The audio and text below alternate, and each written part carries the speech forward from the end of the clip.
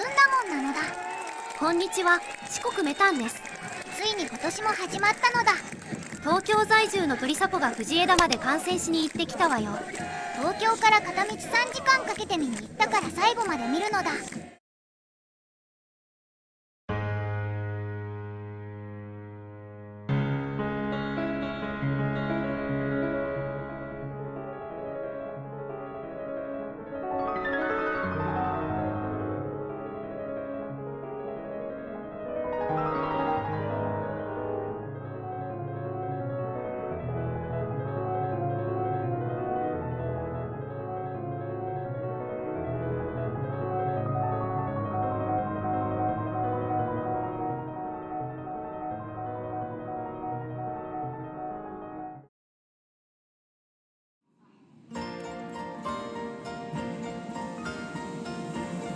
これから今回のアウェー先である藤枝まで向かうのだ。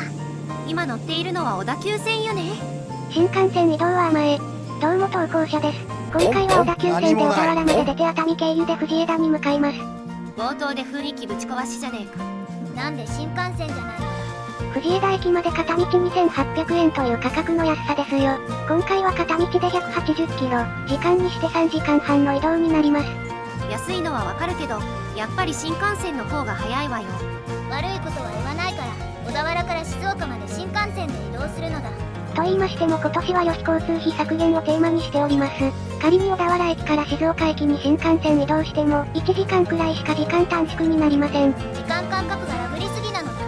それで3時間半の移動で何をしていたのだ。中の人はデザイン入門教室を読んでたみたいね。ゆっくり解説でおなじみの動画クリエイターの方がおすすめしている本なのだ。なんといっても動画で表現力を磨きたいんですよ。なんか臭いことを言い始めたのだ。それに付随して私たちのイラストも変わったってわけね。これが一番ポピュラーなイラストなのだ。去年までのイラストは可愛らしいけど、手の表現や素材が限られてたからってのも理由にあるね。話していたらもうすぐ熱海に着くのだ。藤枝駅までは90分くらいかかるからトリニータの話でもしましょう。リーグ戦では2試合連続で引き分けだったのだ。勝ち点3という結果は出なかったけど、内容では見応えのある試合だったわ。なんといっても片野坂監督のシームレスなサッカーが随所に見られたのだ。大分は仙台戦も横浜戦もプレスダッシュからスムーズな攻撃を展開しているわね。開幕戦の仙台戦では前半4分にボールを奪ってからトライアングルの形成ができているのだ。下平前監督の良さも掛け合わさった素晴らしい崩しだったわね。組織的なプレス戦術だからバッターともボールを持っている選手と持っていない選手が出てくるのだ。結果としてボールを持っていない選手にパスを出したり個人技で打開したり選択肢ができるのは大きいわね。ただ前線にはサムエル選手と鮎川選手が怪我で離脱しているから復帰が待たれるのだ。そういった意味では対戦相手ごとに選手を変えたり何のための交代なのかが明確だからコーチ陣のやりくりが上手だと思うわ。それじゃ大分の守備についても触れましょう。試合を見ていても守備の決め事が明確なのだ。前節の横浜戦では連動した守備陣形が見ものだったわ。こっち見て。ここでは藤原選手がボールを奪おうとしているのだ。リスク対策として弓場選手が藤原選手のいたポジションをカバーしているわ。横浜としては守備に手数をかけられているのでパスを下げるしかなくシュートで終わらせているわ。すげえ分析なのだ。一方で守備の懸念としてはプレス時に大分の選手が集まりすぎて背後やファーサイドから裏を取られるリスクがあるわ。今年は片野坂監督にとって攻守の立て直しがメインになるし毎試合ごとに異なったメンバーや戦術で試合に入るから見ものなのだ。藤枝駅に着いたのだ。長旅お疲れ様でした。うるせえのだ。今回、スタジアム行きのバス乗り場は南口からとなっています。去年は北口からバスが出ていたわね。というのも北口では藤枝ビッシュマルシェが行われています。なんといっても藤枝の地酒が楽しめます。静岡で地酒とはあまり聞かないのだ。お茶のイメージが強いけどね。地酒作りには水が欠かせません。お米や酵母といったところに話が行きそうなのだ。静岡という場所柄、降雨量が全国平均を上回り、降った雨が山脈を通して地下水や河川の水として流れるんだ。要は雨水が大地を通してろ過されているのね。だからお茶とかわさびとかが静岡では有名なのだ。緑つながりじゃねえか。それで肝心の藤枝の地酒はどうだったのだ。今回は藤枝の地酒、4銘柄のうち2銘柄を楽しみました。はまずはじめに20日目醸造さんの20日目という銘柄です。ミータンを想起させるのだ。もううまい。優勝。口当たりが柔らかく、フルーティーなお酒です。おつまみもあるのね。おつまみは16種類のうち2つを選んでいきます。初回は炙りチャーシューポテサラ添えと鶏とネギの味噌ニンニク焼きをセレクト。セレクトって表現がムカつくのだ。自分のゾーンに入っちゃったわね。しかも全16種類は藤枝を中心とした居酒屋が提供しているメニューなのです。これはこだわりにこだわっているわね。チャーシューも炙っており、ポテサラもこってりしておりお酒に合います。鶏肉も味噌だれがいい仕事をしていて最高です。続いては2回戦です。2銘柄目は青島醸造の菊酔いです。まだ午前の11時なのだ。試合も控えているんですが。辛口ですっきりした味わいとなっております。となれば、こちらの布陣で対抗いたしましょう。これは魚と、おつまみ以外にも屋台が出ており、焼きサバと黒はんぺんで対抗いたしました。辛口のお酒に焼き魚とはんぺんは間違いないわね。もううまい。5分ぶり2回目の優勝です。黒はんぺんは味が濃厚で、サバの濃厚な脂がお酒を引き立てます。水のいいところはお酒がうまいと聞きますが、今回の地酒を楽しんで水の大切さを認識しました。続いては抑え投手です。もうダメだこいつ。やはり締めはラーメンにしましょう。まだ12時前なのだ。これはまさしく王道のラーメン、そしてカツオだしという藤枝らしさが溢れています。中の人、相当楽しんでいるのだ。これからバスでスタジアムに行くのだ。藤枝駅からスタジアムまで無料のシャトルバスが出ているのよ。すごいのだ。移動時間も距離も考えてもお金をとってもいいぐらいなのだ。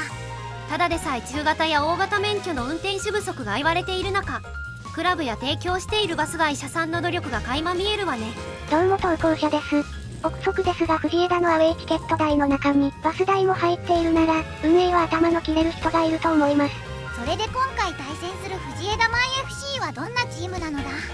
今回対戦する藤枝マイ FC は2節まで1分け1敗の成績よ。藤枝マイ FC は須藤大成4年目で、ハイプレスからのカウンターが特徴的なのだ。確かに藤枝は個人からのチェイスでボールを奪ってシュートに結びつけているわね。大分も後方からのビルドアップがあるから、中途半端なパスは禁物なのだ。大分としては後方でもサイドチェンジやパススピードの速さで藤枝のポジションをずらしながらディフェンスラインを上げたいわね。それから藤枝も大分と同じく後方からつなぐ意識があるわね。今日はミラーゲームになりそうなのだ。ただし前節の千葉戦では攻略された試合でもあるわ。藤枝はセンターバック2枚で後方からパスをつなぐから、大分は442あるいは433でハイプレスをすると面白そうね。マニアックすぎて話がついていけないのだ。開幕戦では長崎が2トップにして前線からボールを囲んでいるわよ。長崎はボールをうまく刈り取っていったのだ。まとめとして大分も藤枝も戦術が似ているので、選手やコーチ陣がいかに弱点を見抜いて対策するか違いを作るかが見ものよ。スタジアムに到着したのだ。今年から藤枝のホーム席とアウェー席が入れ替わっているのよ。だから旧アウェー側にイベントブースやスタブルがあるのだ。それじゃ中に入場するのだ。バックスタンドが完成されているのだ。今年の1月に改修工事が終わったのよ。去年の春頃はまだ基礎工事の段階だったのだ。バックスタンドの座席が3800席を増設したことで芝生席も合わせて1万人以上の収容が可能になったわ。は芝生席で藤枝の地酒を飲みたかった。キャプテン翼かな。選手たちが来たのだ。両チームカップ戦では初戦敗退しているから、今年の公式戦では勝ちがない同士の試合よ。アウェーとはいえ必ず勝って帰るのだ。それじゃずんだもんの注目選手は浜田選手に注目するのだ。去年は長野に1年間レンタル移籍して10試合中4試合を無失点で貢献しているわよ。キャンプの時から調子が良いと聞いていたから、実戦でも遜色なくプレーできているのはさすがね。大分には本当に秀逸なキーパーが出てくるのだ。今の大分のキーパー争いの立役者には吉坂コーチの存在が大きいと思うわ。吉坂コーチの練習はハードだと聞くのだ。今は浦和に在籍している吉田俊選手も足をつるくらいの練習だったと語るから、相当ハードなのは間違いないわね。それじゃ試合終了まで守るのだ。やったのだ。勝ったのだ。無事に勝ってよかったわ。安田選手の落ち着いたゴールシーンは圧巻だったのだ。藤枝のプレスにも動じないコントロールはさすがだわ。特に後半は片野坂監督の見どころが随所に見えたのだ。特に新田選手が入ってから攻守の入れ替えがしっかりしていたわね。ボールを奪われたら奪い返してゴールに迫る戦術的浸透が見えてよかったのだ。守備においては安藤選手をメインに球際が強く、キーパーの浜田選手も落ち着いていたわね。飛び出しのタイミングやポジショニングがいいから藤枝のアタッカー陣のシュートミスを誘うシーンもあったのだ。浜田選手は基礎固めがメインになるし、今の大分のキーパー層の厚さを再認識したわ。チームとして勝ち点3という成功体験を早い段階でできたのは良かったのだ。